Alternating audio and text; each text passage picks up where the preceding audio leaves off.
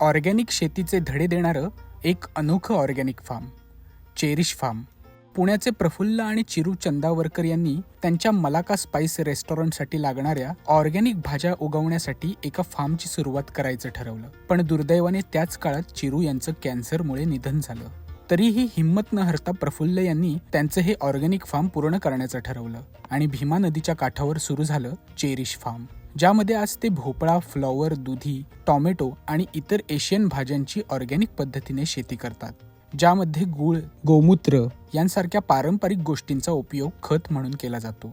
तसेच raise bed सारख्या 4 विविध प्रकारच्या शेतीच्या टेक्निक तुम्ही इथे पाहू शकता.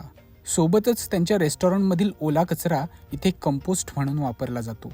इथे येणाऱ्या पर्यटकांना इथल्या शेतीच्या कामांमध्ये सहभाग घेता येतो, ज्या योगे त्यांना सस्टेनेबिलिटी आणि ऑर्गॅनिक फार्मिंगचं महत्त्व कळतं.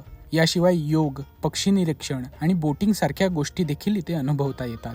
आज प्रफुल्ल आणि चिरू यांच्या स्वप्नातलं हे फार्म अनेक जणांना निसर्गाशी पुन्हा जोडण्यास मदत करत आहे. तुम्हालाही जर त्यांच्या फार्मवर भेट द्यायची असेल तर त्यांना खाली दिलेल्या नंबरवर संपर्क करू शकता.